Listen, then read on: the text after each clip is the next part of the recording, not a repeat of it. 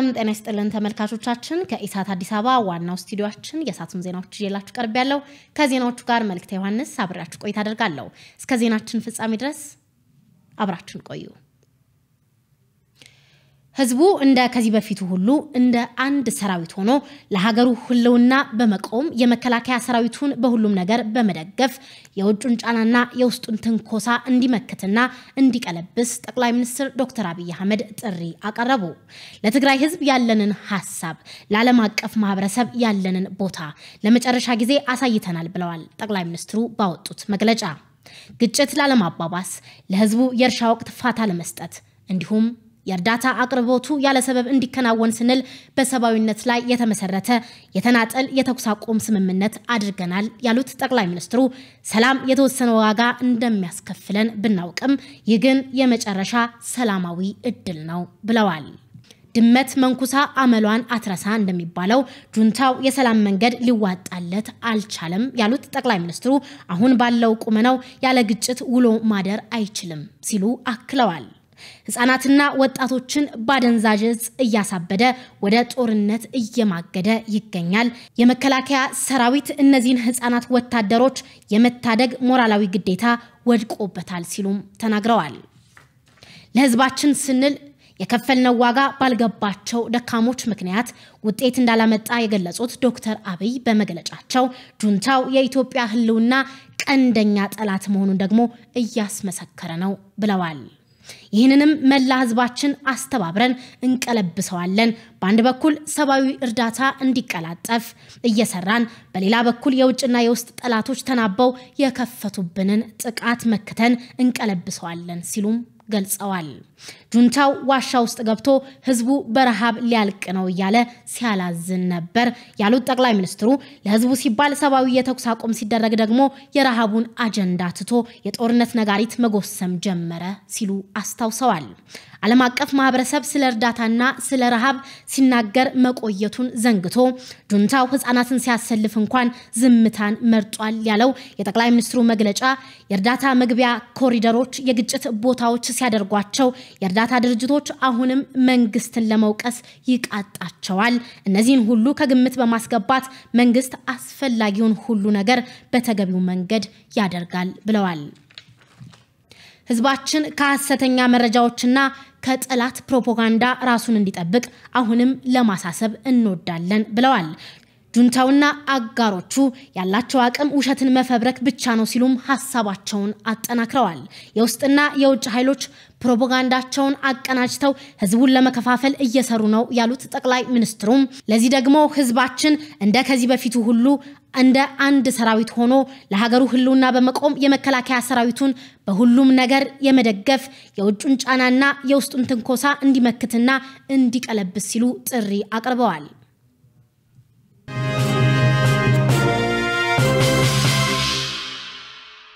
መከላከያ ሰራዊት ትዕዛዝ በሚደርሰው ጊዜ አስፈላጊውን እርምጃ ሊወስድ በሚያስችል ቁመና ላይ እንደሚገኝ አስታወቀ የመከላከያ ሰራዊት የህዝብ ግንኙነት ዳይሬክተር ኮሎኔል ጌትነት አዳነ እንደተናገሩት አንዳንድ አሉባልተኞች ያላወቁት ነገር የተኩስ አቁም እርምጃ በክላሽና በመድፍ ብቻ አይደለም ከቃላት መወርወር መቆጠብንም ጭምር ያካተተ ነው መቼና ምን ማድረግ እንዳለብን ጠንቅቀን እናውቃለን ያሉት ኮሎኔል አዳነ መከላከያ ሰራዊት ትዕዛዝ በሚደርሰው ጊዜ አስፈላጊውን እርምጃ ሊወስድ የሚችልበት አቋም ላይ እንዳለ አስታውቋል ዓለም አቀፍ መገናኛ ብዙሃን ጭምር በሚያራግቡት ወሬ አንደናገርም ያሉት ኮሎኔል ጌትነት ካወጣነው አዋጅ ጋር የሚጻረር ስራ ላለመስራት ስንል ብዙ ከመናገር ተቆጥበናል ብለዋል እንደ ኮሎኔል ጌትነት ገለጻ ሰራዊቱ የት ላይ ምን ማድረግ እንዳለበትና ምን አይነት እርምጃ መውሰድ እንዳለበት ያውቃል የተዛቡ መረጃዎች በተለቀቁ ቁጥር ምላሽ መስጠቱ አስፈላጊ አይደለም የሚል አቋም ተይዟል ብለዋል የተዛቡ መረጃዎች ቢሰራጩም በእነሱ ፕሮፓጋንዳ ልክ ወሬ ባለማብዛት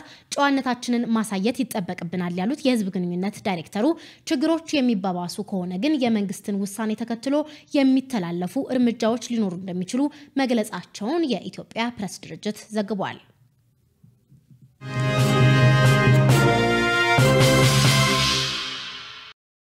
የህወሓት አሸባሪ ቡድን የሚሰነዝርበትን ጥቃት ለመመከት በህልውና ትግል ላይ መሆኑን የአማራ ክልል መንግስት አስታወቀ።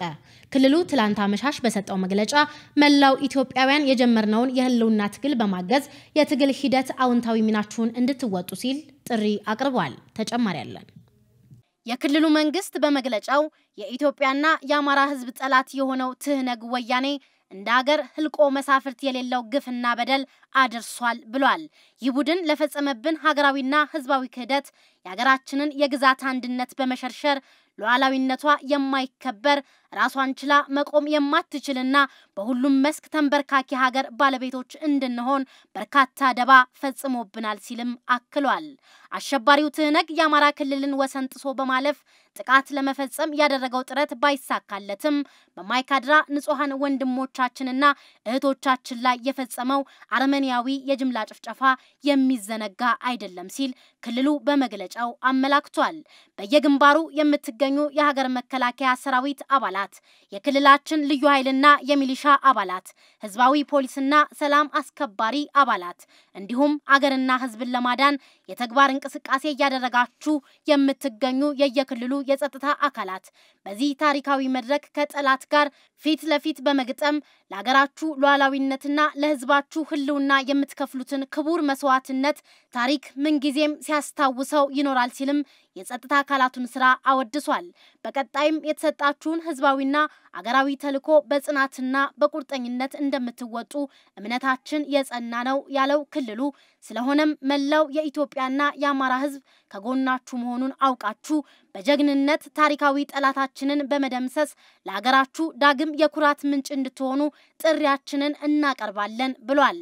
መላው የኢትዮጵያ ህዝብ በትህነግ ወያኔ ላይ የተጀመረው ህግን የማስከበር ትግል ተጠናክሮ እንዲቀጥል አስፈላጊውን ርብርብ ሁሉ ማድረግ አለበት ብለን እናምናለን ያለው ክልሉ በመግለጫው አሸባሪው ትህነግ አገር ከማፍረስ እኩይ ተልዕኮ ሊታቀብ የሚችለው የሀገራችንን ሉዓላዊነትና የግዛት አንድነት በጽናትና በዓላማ ቁርጠኝነት በጋራ መጠበቅ ስንችል ስለሆነ በዚህ ታሪካዊ መድረክ ላይ በጋራ እንድንቆም ሲል ጥሪ አቅርቧል።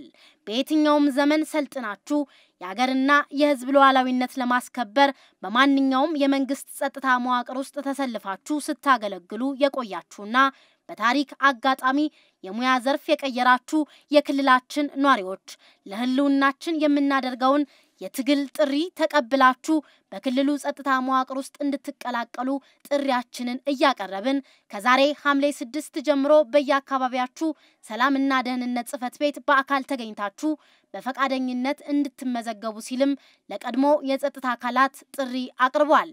ከፊት ለፊታችን የተደቀነብንን የህልውና አደጋ ያለበቂ ዝግጅትና ደረጃውን ከጠበቀ ስልጠና ውጪ የምንጋፈጠው አይደለም ሲል ለክልሉ ወጣቶች ጥሪ ያቀረበው ክልሉ ስለሆነም ከማንኛውም ግብታዊ እንቅስቃሴ ታቅባችሁ በየደረጃው ለሚኖረው ምልመላና ስልጠና በመሳተፍ በቂ ዝግጅት አድርጋችሁ የመንግስትን ጥሪ እንድትጠባበቁ ሲል አሳስቧል። የጀመርነው የህልውና ትግል የሁላችንንም አንድነት ህብረትና ተቀራርቦ መስራት የሚጠይቅ ነው ሲልም በክልሉ ለሚገኙ ተፎካካሪ ፖለቲካ ፓርቲዎች፣ ሲቪክና የሙያ ማህበራት፣ ማህበራዊ አንቂዎች፣ የሚዲያ ባለሙያዎች ባቀረበው ጥሪ ገልጿል። በሩቅ ሆኖ ስተት በመፈለግና እርስ በርስ በመነቋቆር ከጠላት መንጋጋ ፈልቅቀን የምንታደገው አንዳችም ህልውና የለንም ያለው የአማራ ክልል በመግለጫው በቂ መረጃ ባገኘንበትም ባላገኘንበትም ጉዳይ ላይ ተሳፍረን በተለያዩ አቅጣጫዎች መክነፍ ለጠላቶቻችን ተጨማሪ ጉልበት ከመሆን ባለፈ ለህዝባችን የሚሰጠው ጥቅም የለም ሲል አስታውቋል። ስለሆነም የጋራ ጣፋንታችንን በጋራ ጥረት የምናስከብርበትና አደጋ የተጋረጠበትን የህዝባችንን ህልውና ከጠላት ጥቃት የምንታደግበት የታሪክ መድረክ ላይ ስለምንገኝ ከመቼውም ጊዜ በላይ ልዩነታችንን ወደ ጎን በመተው የህዝባችንን አንድነት ጠብቀን በጋራ እንረባረብ ሲል የክልሉ መንግስት ጥሪ አቅርቧል። መላው የክልላችን ህዝብ በከተማና በገጠር የምትኖሩ የክልላችን ኗሪዎች በአገር ውስጥም ሆነ ከሀገር ውጭ የምትገኙ ምሁራንና የክልላችን ተወላጆች በተለያየ ሙያ ተሰማርታችሁ አገርና ህዝብ በማገልገል ላይ የምትገኙ የክልላችን ኗሪዎችና ባለሀብቶች የጀመርነውን የህልውና ትግል በማገዝ የትግል ሂደት አውንታዊ ሚናችሁን እንድትወጡ ሲልም በመግለጫው ጠይቋል።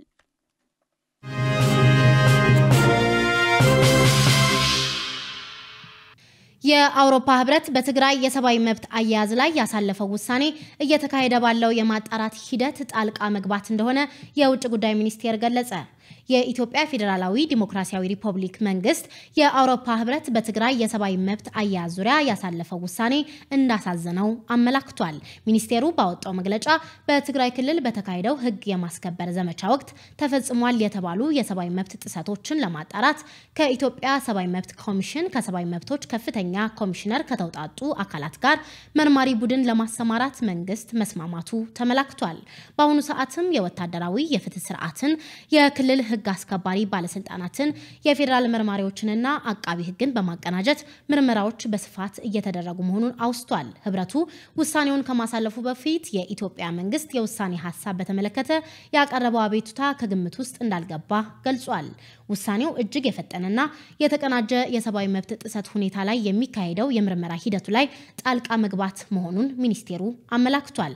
መንግስት ጉዳዩ እንዲጣራ አስፈላጊውን ትብብር እያደረገ ባለበት ወቅት ውሳኔው መተላለፉ ተገቢ እንዳልሆነ ጠቅሷል። ይህ ሁሉ ጥረት እየተደረገ ውሳኔው መተላለፉ የሞራልም ሆነ የህግ መሰረት እንደሌለው ገልጾ ውሳኔው የፖለቲካ ፍላጎት እንዳለበት ተንጸባርቋል ብሏል። መረጃው የውጭ ጉዳይ ሚኒስቴር ነው።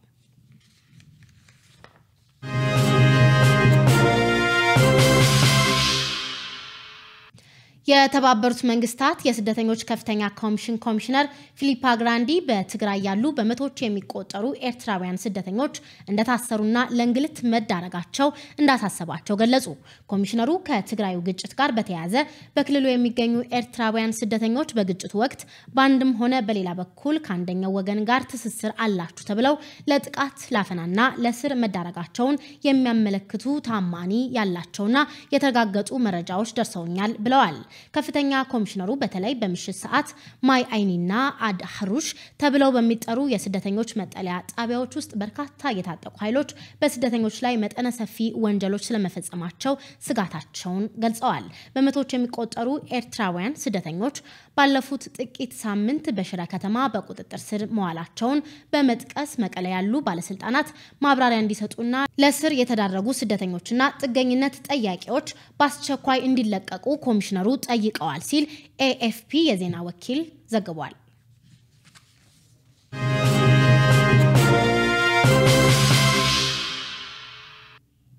የንግድና ኢንዱስትሪ ሚኒስቴር የሲሚንቶ ግብአትን ለመቆጣጠር የወጣው መመሪያ ከዛሬ ጀምሮ መነሳቱን አስታወቀ። በዚህ መሰረት የግብይት ሂደቱ በነፃ ገበያ መርህ እንዲከናወን ተወስኗል ብሏል። የንግድና ኢንዱስትሪ ሚኒስቴር የንግድ ዕቃዎች ዋጋ ጥናት ክትትልና ቁጥጥር ዳይሬክተር አቶ ካሳሁን ሙላቱ በሲሚንቶ ግብይት ላይ ይነሱ የነበሩ ቅሬታዎችን ለመፍታት ሲባል ወደ ቀደመ የነፃ ገበያ አሰራር ተመልሰናል ብለዋል።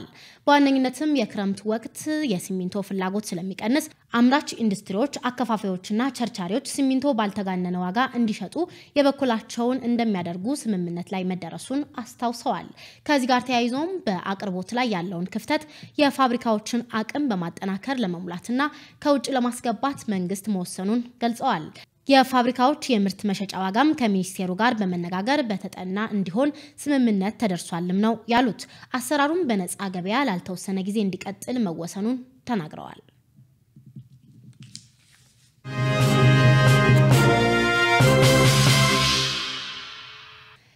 የተፋሰስ ልማት ባለስልጣን በቅድመ ዳሰሳ ጥናት መሰረት የጎርፍ ስጋት አለባቸው ተብለው በተለዩ 7 ክልሎች በ600 ሚሊዮን ብር የጎርፍ ቅድመ መከላከል ስራዎችን እያከናወነ መሆኑን አስታወቀ።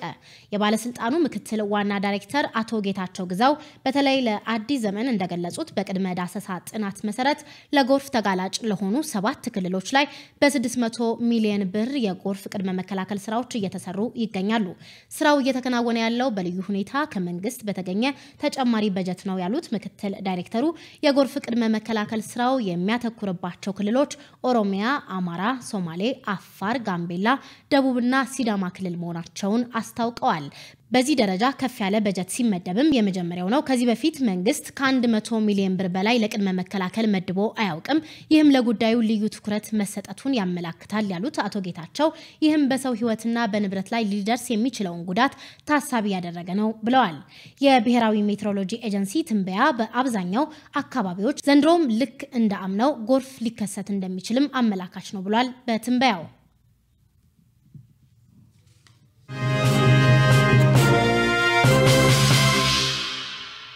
በደቡብ አፍሪካ እየተከሰተ ባለው ሁከት የኢትዮጵያውያን ንብረት መዘረፉ ተነገረ። የቀድሞ የደቡብ አፍሪካ ፕሬዝዳንት ጃኮብ ዙማን እስር ተከትሎ በአገሪቱ በተቀሰቀሰው የተቃውሞ ሰልፍና ነውጥ ምክንያት ኢትዮጵያውያን ንብረታቸው መዘረፉን ተናግረዋል።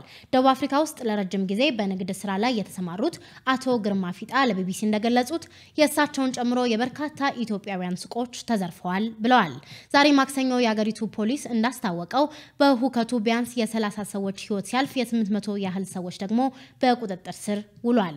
ለተቃውሞ የወጡት ሰዎች በተለያዩ ከተሞች ውስጥ በፈጸሙት ጥቃት ንብረቶች በሳት ወድመዋል፣ ዘረፋ ተፈጽሟል፣ አውራ ጎዳናዎች ተዘግተዋል። የቀድሞ ደቡብ አፍሪካ ፕሬዝዳንት ጃኮብ ዙማ ከቀናት በፊት እጃቸውን ለፖሊስ ከሰጡ በኋላ የቀድሞ ፕሬዝዳንት ደጋፊ የሆኑት ደቡብ አፍሪካውያን የተቃውሞ ድምጻቸውን ለማሰማት ነበር ወደ ጎዳናዎቹ የወጡት።